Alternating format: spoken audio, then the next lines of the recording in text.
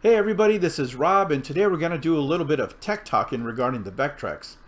So if you follow my channel at all, you might have noticed that I have quite a few Vectrex videos, and especially lately I seem to be doing quite a few of those. And as I was about to do this one on Solar Quest, which should be the video after this one, I noticed something that I had noticed before, but it's much more prevalent on this game. And that's the underlying graphics there. It's not really matching up. It doesn't align very well with the overlay, and you can see that here. That's why I'm hand holding the camera. It's pretty much right in front of my eye. So this is what I'm seeing when I'm playing, and you can see there that the sun, that's that little bright squiggly thing in the middle, is a little too far down and a little too far to the left. Now I realize that everybody plays, their Vectrex at a slightly different height, but I would have to be like 7 feet tall in order to be high enough for that to be even remotely close to the center. So you have to be way up there, and I would have to play it from like severe angle. So if if I'm like Tim Duncan sized and I'm playing for some reason way off to the right, there now it's like kind of centered there.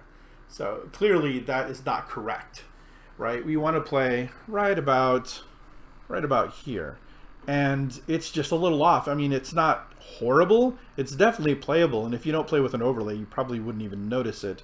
But I do play with overlays every single game I have, well, other than the multi-cart. I have overlays for, and some of them matter and some of them don't. This one, it sure as heck bugs me. It was bugging me so much that I had to go online and see about centering my image on this Vectrex monitor. And it's an XY monitor, right? It's a vector monitor, so there's kind of all these special things you can do. And actually on the motherboard itself, there's a whole bunch of different dials or pots that you can adjust to kind of dial in your monitor or dial in the graphics on the monitor. So the thing is that on my monitor, everything looks pretty good. I don't really have a problem with all the geometry of the different objects and stuff like that. It's just a matter of getting it to move over a little to the right and a little up. And it turns out that there's a set of dials on the back of the monitor that you can rotate to move the whole image left and right or up and down. And that's what I intend to do. At least that's my understanding. I looked through a service manual and I read some posts online, and I try to get some advice from the folks on the Vectrex page, or the Vectrex group on Facebook. And I'm pretty sure that what I have to do is mess with those two rings on the back of the monitor. So I have to do it while this thing is powered up, otherwise I'll never be able to tell, like, to make it, adjust it perfectly. And of course it's not going to be perfect, and it's probably going to be set to my height. So again, if you're shorter than me or taller than me or have it a little too close or use it in a different surface, it's not going to be perfect. But I think we can all agree that clearly it's too far to the left and too far to the right for anybody. So with that said, that's what I plan to do. So I've never taken apart a Vectrex before, so this will be the first time. Hopefully I don't make it any worse, because this thing's actually about 95% perfect. Everything is pretty good. It's got nice loud sound, a good solid bright picture. It's just a little off. So, well, I'm going to go ahead and end this part of the video here, and then show you how to, after I figure it out myself, how to take the Vectrex apart, at least the back part of it, so I can do the adjustments. All right, so I will be right back.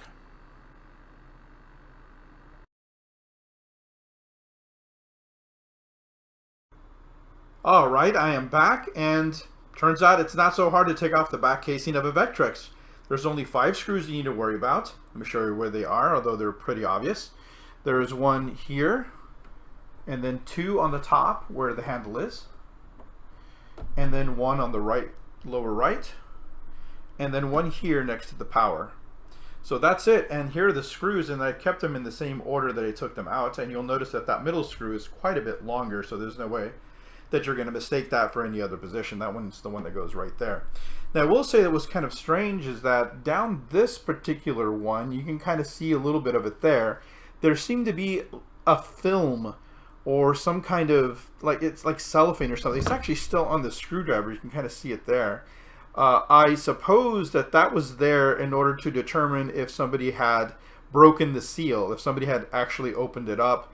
I can't think of any other reason why I would have had that. In fact, when I looked down each one of these little screw holes here, I couldn't see a screw there. There was just like some, it was like some, just this film there with a little hole in it.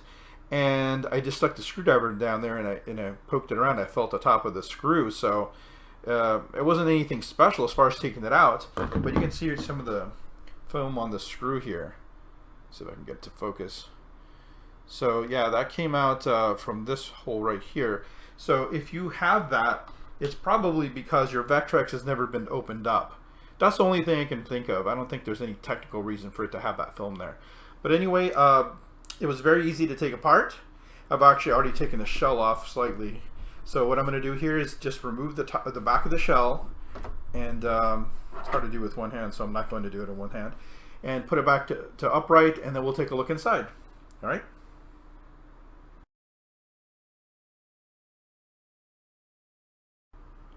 Okay, now we have the back part of the casing off, and I was surprised to find that my Vectrex on the inside is very, very clean.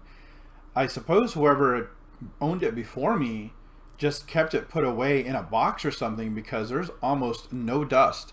I mean, there's some there, of course, you can see that, but on the motherboard itself it looks super clean. So props to whoever was the previous owner. I guess either they didn't use it very much, or they just took really good care of their stuff. So good for them, good for me actually. So here's the back of the casing, in case you're wondering what it looks like. It's just the back of a casing. There's a sticker in there, not really sure what that says. Just like a warning there.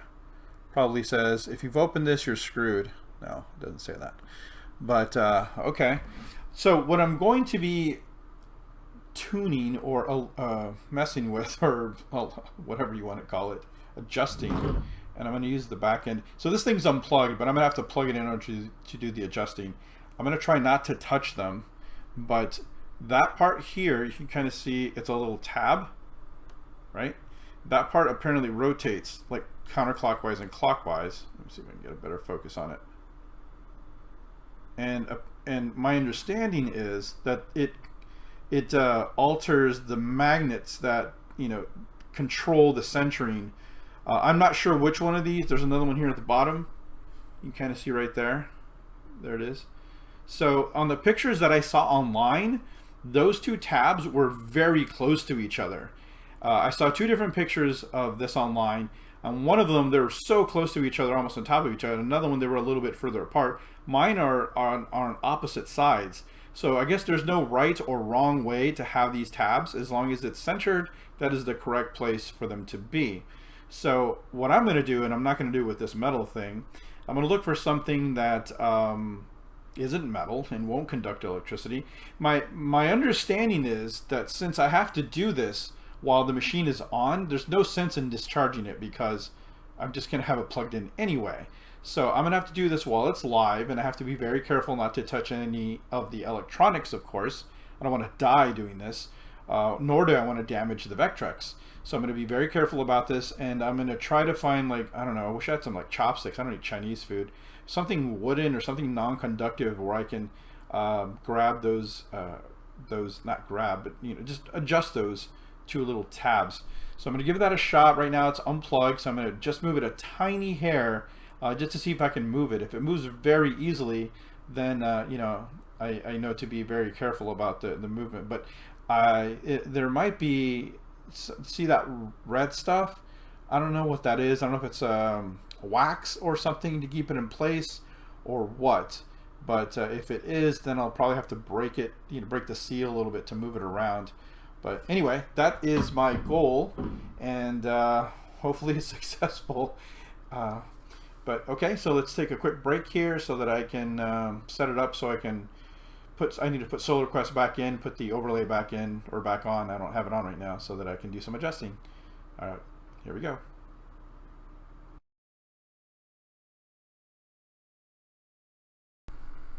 Okay, I have adjusted them already.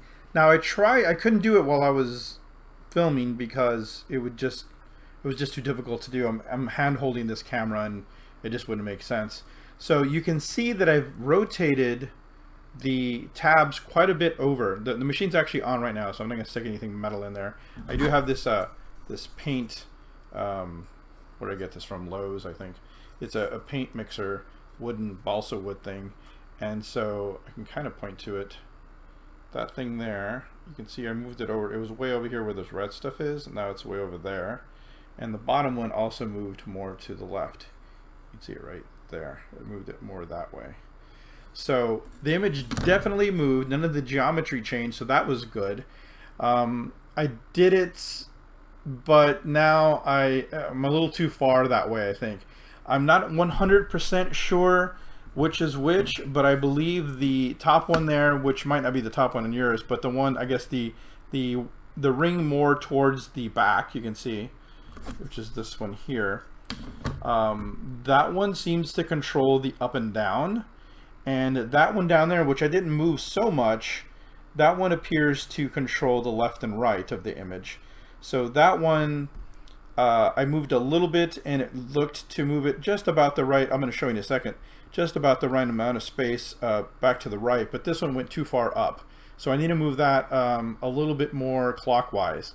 Now I will say that when I first tried to move them, they wouldn't budge. So that red stuff there, it's glue. You can see it up here. It's kind of like, I don't know I don't know exactly what it's like, a hard plastic glue type substance that they use so that stuff doesn't come loose. So it was a little, you kind of had to push it a little bit to break that seal in order to be able to rotate them. So be very, very careful if you do this. Actually, I should take it. Now I'm going to film a warning before any of this stuff comes out. I'm going to put a warning at the beginning of this video is what I mean to say.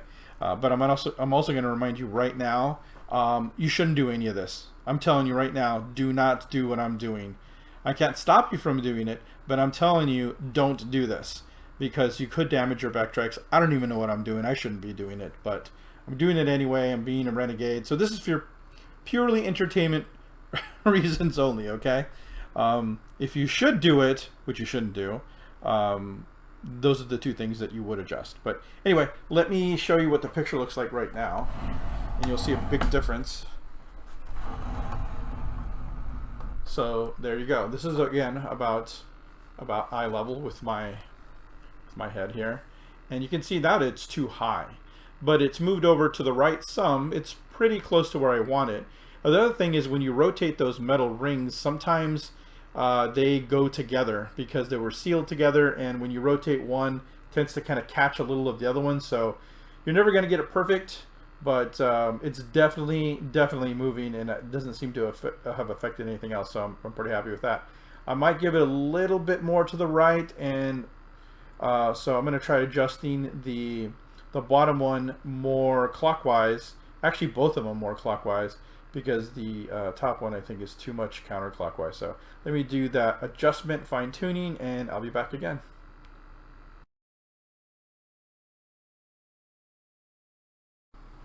All right, everybody, I am back. And I know for you guys it's just been a few seconds, but for me it's been about 45 minutes. Unfortunately, those magnet rings are kind of tricky. It's not as simple as one of the rings is for the x-axis and the other ring is for the y-axis. They kind of do both. Both of them kind of do both. So it just took a lot of tinkering, a lot of back and forth. For a while there, I didn't think I was going to get it, but ultimately I was able to adjust it just the way I wanted it to be. So all I have to tell you is just be patient.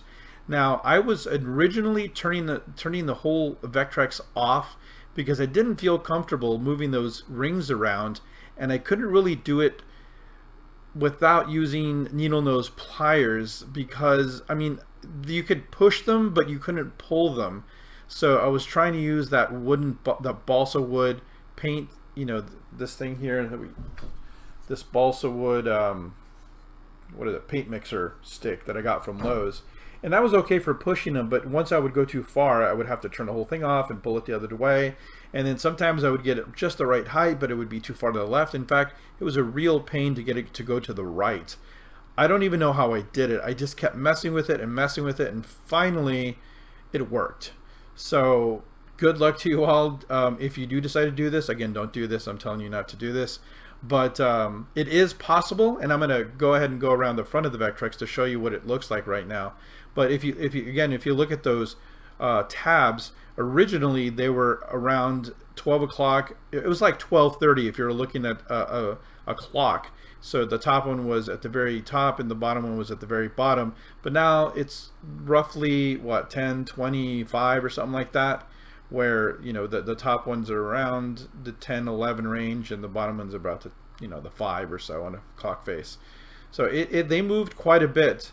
And again, I wish I could tell you specifically like the outer ring is this, the inner ring is that, but you're just going to have to mess with it, unfortunately. I don't know about sealing them back in place, so I'm just going to leave them the way they are. They do slide fairly easily once you kind of crack that glue and get them going, but they're not moving so easily that I think they'll get out of sync. Now, if you move your stuff around a lot, maybe they might get out of sync, but if you just leave it in place, I think it should be okay. Anyway, let me go around the front and show you the final result of the alignment, and then we'll move on.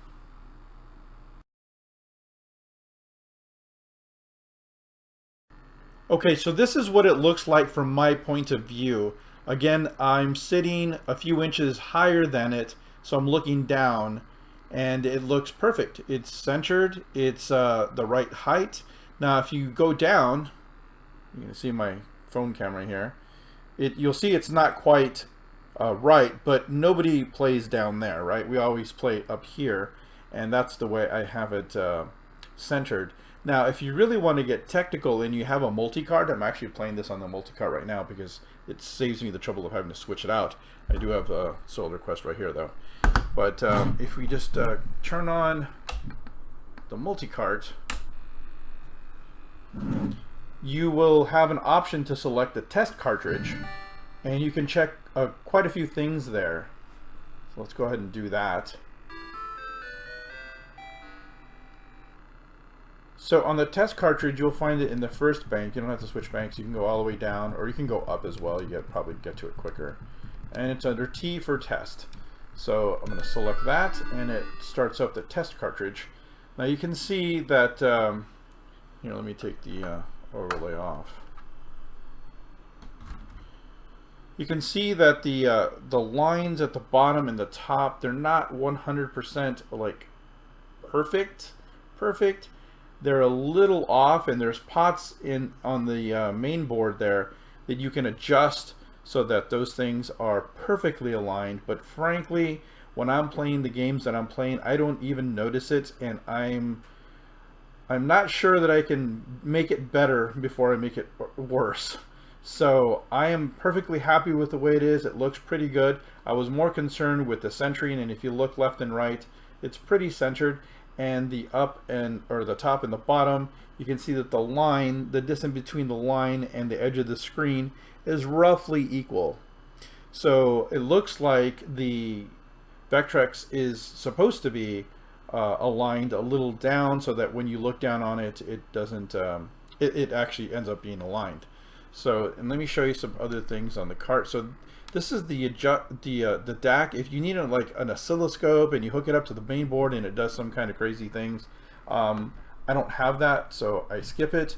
Now there is an adjustment thing on the board that allows you to mess with that, and I know that some folks have said that you can use that to adjust the picture so that it gets more centered. But again, I looked through the manual and it specifically says do not adjust the DAC to get centering. Use the centering magnets. So make sure that you don't do that. And let me go to the next test here.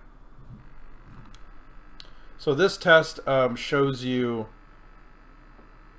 on different parts of the screen if your alignment is okay. And again, it's a little off, but close enough. I'm not sure that I can do more good than harm if I start messing with the pot, so I'm going to leave it alone. This checksum should always be the same number. It's always Bravo 796, which it is, so that means it's working properly.